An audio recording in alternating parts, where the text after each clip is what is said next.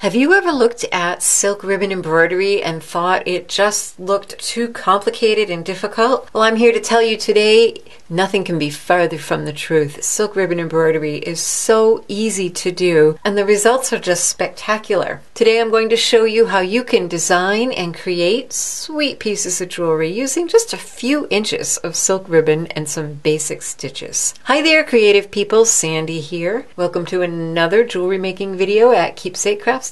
So not too long ago, I made a video showing you the basics of silk ribbon embroidery. If you want to watch that, I will link it up here in the cards, those are called. But today I'm going to show you how you can take those basics and turn them into just the sweetest little pieces of jewelry. Here is one that I made. Here are a few ways that I think are nice to finish silk ribbon embroidery. Rather than just have it out of fabric, it's nice to have some kind of finish that just, well, frames it, like these little frames or these little cameo frames that you can get at your craft store. Both of these I got at my local craft store. This is something that's been in my stash for ages. It's actually a charm that's meant to go this way, but you could make a little template for it and make yourself a piece that would fit in this side, and then of course the back would look nice when it flips around, as in jewelry inevitably does. This is a ring bezel that I got at artbeads.com, and that would be just a really cute ring. You could design whatever you want in there. And I believe this one I got at Art Beads, and this I think was also from the craft store. It might have been from the dollar bead box. This one could be a little bit trickier where it's shallow. If you have something deep, that really is the easiest way to do it. But once you have your frame chosen, you just need to trace it. Now these ones were pretty easy. They just come with a little paper in there and a couple of plastic inserts, and I slid them out and traced them onto a piece of paper. So I had an exact representation of the size.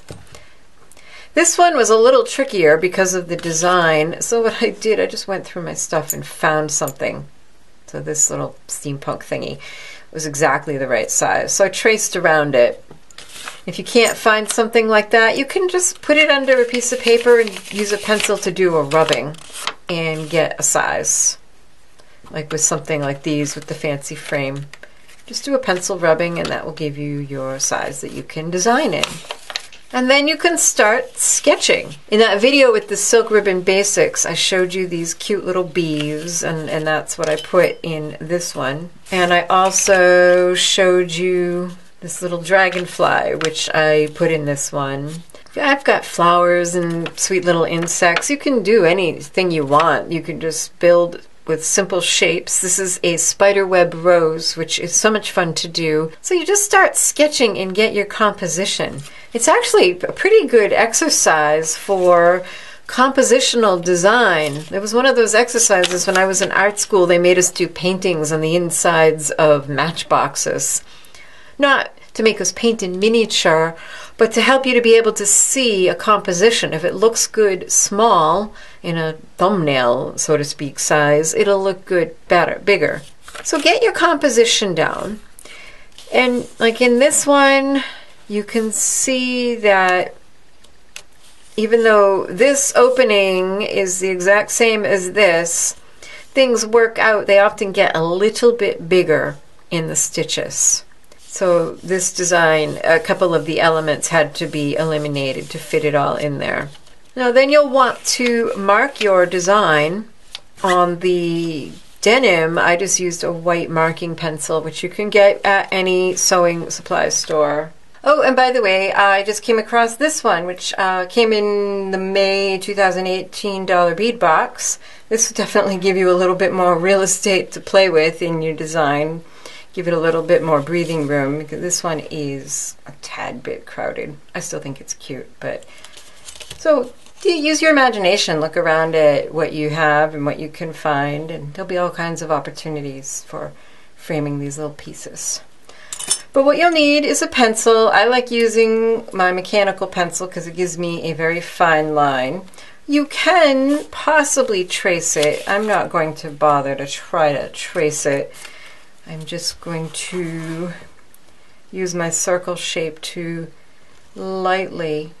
You might want to test this. Most of the time you can erase the pencil off of fabric, but you might want to just do a test over here. Let's see. Sometimes the erasers, by the way, that come with the mechanical pencils are wretched, so you might want to get like a big eraser to do the job. But that looks good. That erased fine. There's my circle. Here's my design. And I'm just gonna kind of, just for guidelines, I won't necessarily follow it exactly, but just to kind of get an idea of where my composition is. Yeah, I like that. Okay, so then the next step is to put it in a hoop. As I mentioned in the basics video, I like the hoop that screws on. I know they have the type that's spring tension now, and it's a little bit easier, just a tiny bit less work to manage, but I like to be able to get my things in here like drum taut. I love that sound when you pull, you first pop your needle through and it just makes that sound. So for this particular piece, I only used 2 stitches. I used a straight stitch and a Colonial Knot. That was it. For the silk ribbon, for the leaves, I used a stem stitch and a lazy daisy and also Colonial Knots. And that's it. They're so basic, so simple. You'll want to use a chenille needle because it has a nice big shaft, which may be counterintuitive.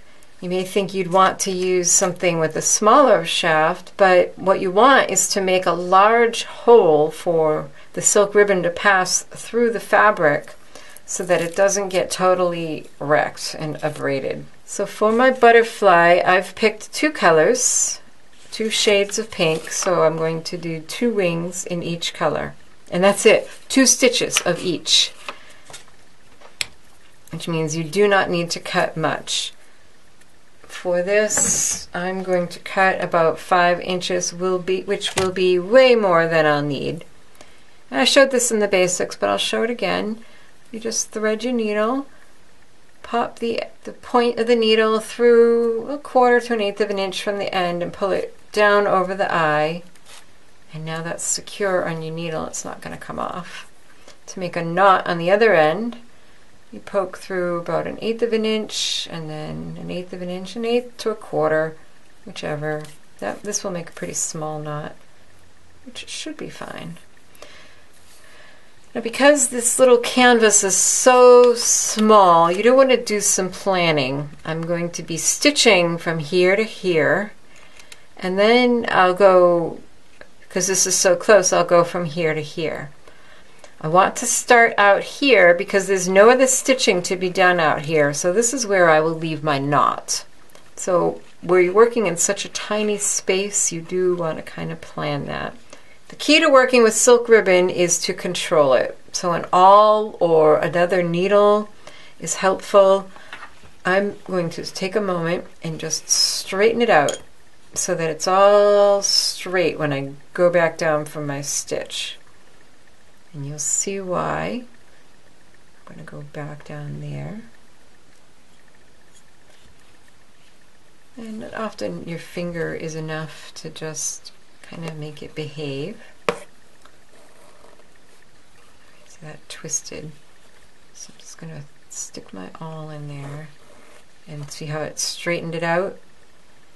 And the key is to not pull tight. Now you have that really pretty shape. This is what happens if you pull tight. It looks like nothing. So what you want to do, and if you do that by mistake, that's okay. You can put your needle or your awl in there and fluff it up again. So there's one wing. Now when I'm pulling this on this side, and if you have a lot of stitches, you'll want to take a look on the other side. Make sure you're not trying to go through a knot or something else. And again, because the stitches are so few, and the way the tension matters and the position of the ribbon matters, it's worth it to take the time to just straighten it out Now I'm going to come down here. I'm probably going to be piercing the thread on the other side. And that's okay. Sometimes what you can do is actually hold the previous stitch between your fingers. So I've got it pinched between these two, my thumb and my other finger, so that I don't mess up the tension. And that is 2 little wings. That's it. Now I'm just going to go under here.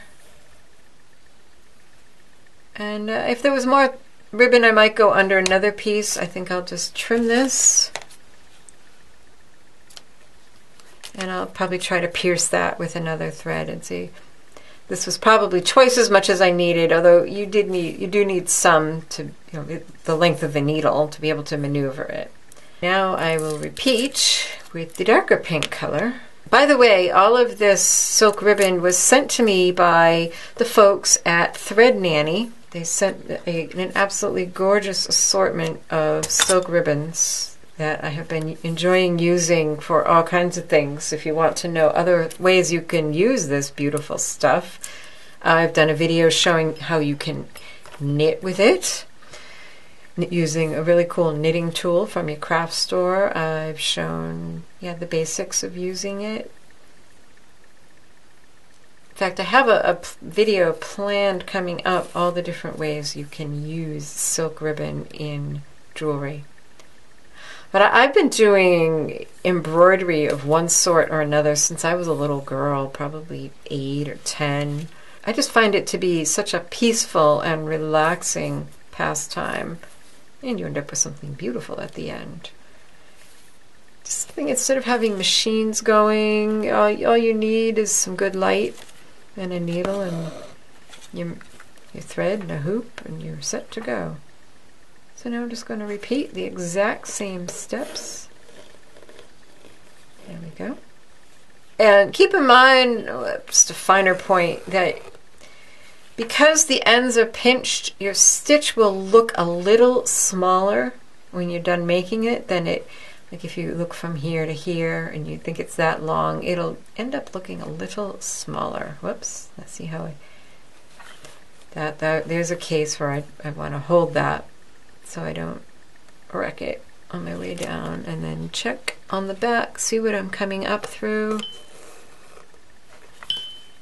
And I pulled that a little tight, so we'll just, or it might be a little, oh, I think that stitch is a little short. Just undo your needle if you can't go back down cleanly. And the way I do that, I just cut that little tiny bit off.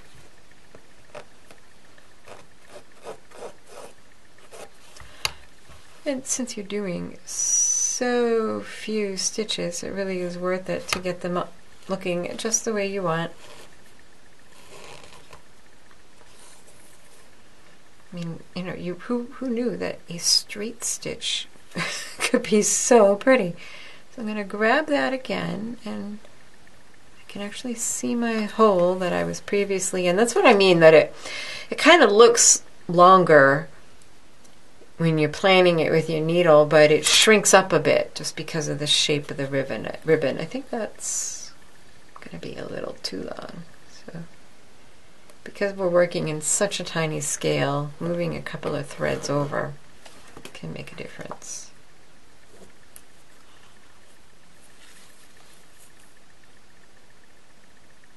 Yeah. Okay. Hold that. Come down near it, but not right on it. And fluff that out. And there we go. Cute little butterfly wings. So I'm just going to slide this through there.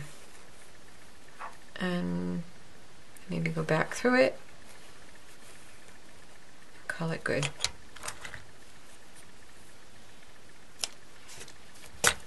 And yeah, because this is white fabric, I don't want to leave a tail that long. It may show through on the other side, and that wouldn't look very pretty. I had a couple thoughts for the body.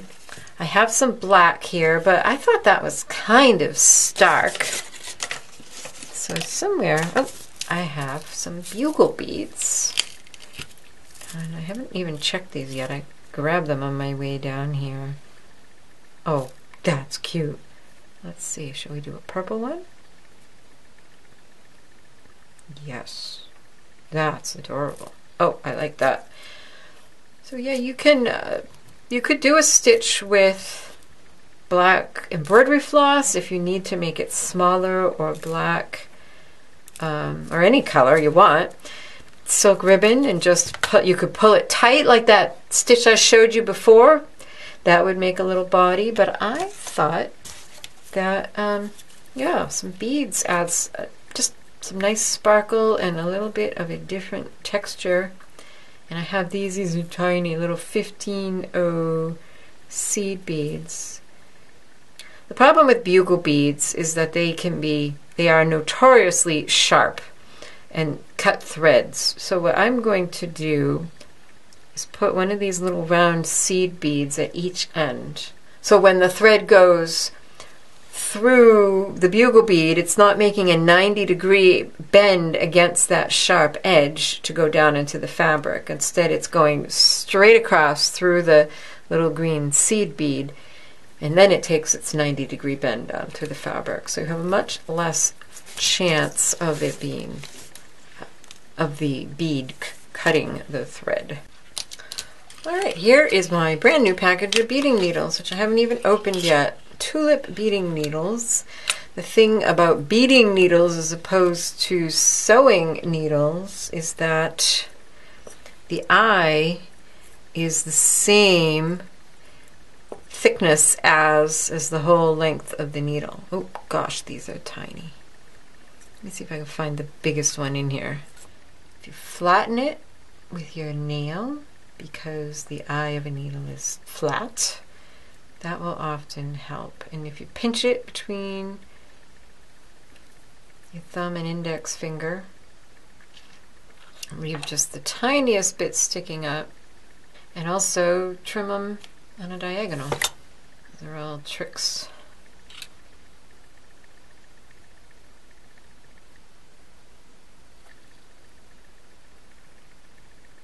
For threading needles. Wow! I got that, and I didn't even use my magnifying light. Amazing. All right.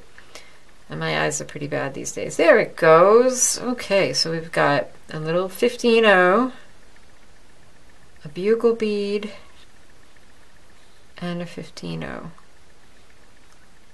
Maybe. Come back. Bouncy little thing. There we go. Okay. Wow. All right. So I'm going to slide all those down right onto my butterfly. Oh, he's cute. Oh, I like the little butterfly. Okay. Make sure they're all down. Don't really want any thread showing at this point.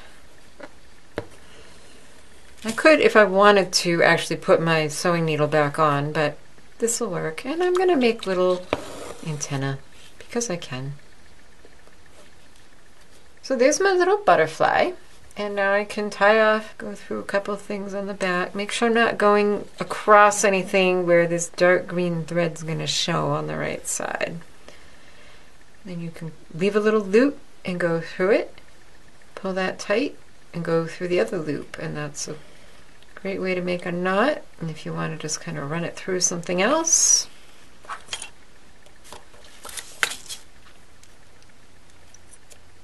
I'm using this now because the next thing I'm going to do are my little stems. Where's my drawing? Just to show you. I want to do these stems, and then I will put leaves with the same green, and I'll add little knotted flowers. And the stems, again, I'm going to plan. I'm going to come down this way and then up this way, so I don't have any bridges of thread showing underneath. And this is a basic embroidery stitch called a stem stitch. I've got my sketch. I don't know how well you can see it. I can barely see it. But I'm just going to lay got my thread there. I'm just going to have my needle come down and then up, maybe about a third of a way, halfway into the previous stitch. Like that. This is a nice way to get pretty smoothly curved stem. And the tighter you want it to curve, the smaller you need to make your stitches. And there are all kinds of variations on this. You could do a chain, like a bunch of daisy chain stitches. Whatever you want, if you're familiar with embroidery stitches. I'm just going to fill in this last one so that it's double thickness like the rest. That's nice. Like that. And now I'm going to do the other one. Going back up. So many of you have told me that you really enjoy my tutorials. You like my teaching style, which just makes me so happy because I like teaching you. And you've told me you've been encouraged and inspired by my videos, and that just thrills me to pieces. If you would like to get, I don't like that. That is too straight. It's not a nice curve. So don't be afraid to take something out. And see those holes that are left in there? Easy to manage. Let me get this last one. Take a nail, kind of scrub over it, and they disappear. But I was saying, so many of you have told me that you enjoy my videos that I started making bonus videos available for those of you who are my patrons. Just my way of giving back and saying thank you to those who support me financially. Because, you know, I love doing this, but it does cost me time and money and materials, and I'm always having to order things. Although I try to use what I have on hand, I often have to place orders and get things so that I have enough of a variety to show on the videos. So it's really nice that at the moment there are 41 of you who support me on Patreon, which is about 0.1% of the people who subscribe to this YouTube channel. Wouldn't it be fun if we could get even 1% of, or half of 1% of the people who subscribe to this channel to and benefit from it to support me on Patreon? That would be just so cool. All right, what have I got here? I've got my 2 stems. I'm now going to make some little leaves. I'm going to do those lazy daisy stitch style. And the way you do that, and you can do this to make flowers like daisies. You can do it with silk ribbon, and it's this beautiful fluffy thing, which if you watch the basics video, you'll see. It also makes nice little leaves, and the way you do that is you're going to plan a loop. Think of it as a loop of thread that will be tacked down up here. So what you want to do is come out where you want the bottom of your loop to be and go back down right next to it, very close to it, and then come out again where you want your loop to be, and notice that the needle is going over the thread. And then when you pull it up, and see how you could pull it tight, you can leave it loose. I know you can't see it real well on the dark blue, but that's what these all are. The grass bits are just lazy daisy stitches. And then to finish it, you just come down right next to where you came out, but over that loop. Oh, there's that pop. I just love that sound. And I'll just do that for a couple more. So you can do it all in one. So you can leave it loose or pull it a little more tight. And these look lovely in the silk ribbon because they just kind of get all lacy. You can make that right there longer or shorter. It looks okay longer for leaves. So I'm just going to put 2 on each stem. It's cute. Okay. And I'm just going to tie this off on the back the same way I did before. You can do a couple things. To make these little dots, you could use beads. That would be really pretty, little tiny beads. you could make knots with the silk ribbon, which is how I made the bees. Their little heads are just black knots, and even this single flower here. But I think what I'm going to do is use embroidery floss, because this is pretty big for what I've sketched here. These are some really tiny knots, and that is a pretty big flower to have going down here in this little itty bitty composition. You can kind of get an idea, though you can't see it all. So I'm going to use some embroidery floss. I just have this purple variegated, and I think I'm going to break it down to just 3 strands.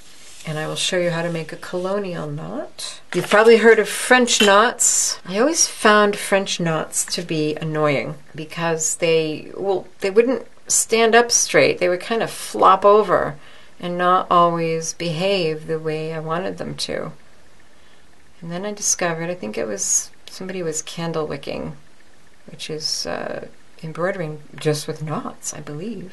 It's been ages since I saw it. But I saw the colonial knot, which is, instead of wrapping around and around, it's more of a figure 8. Now here's a trick if you need to separate your floss. You can't see me, but I'm going to stick this other end in my mouth and keep some tension on it. And I'm sorry, you can't really see that, but keeping the tension on the other end makes it separate beautifully. So interestingly, this silk ribbon embroidery, the only silk ribbon I used on this was the 4 little wings. But you get the idea that you can do all sorts of things like this. His head is a single black colonial knot with silk ribbon.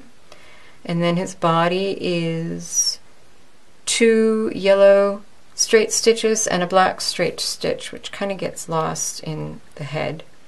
And his wings are 2 white straight stitches. For the little flower, it's just straight stitches, exact same thing I did on the butterfly, but just shaped this way. And then the leaves in the grass are just straight stitches with the lighter green silk ribbon in amongst the floss. So the 2 kind of work together nicely if you're doing little itty bitty things. Oh, and there's the, I got the dragonfly over here. So you can probably guess by now what this is. It's just 4 straight stitches.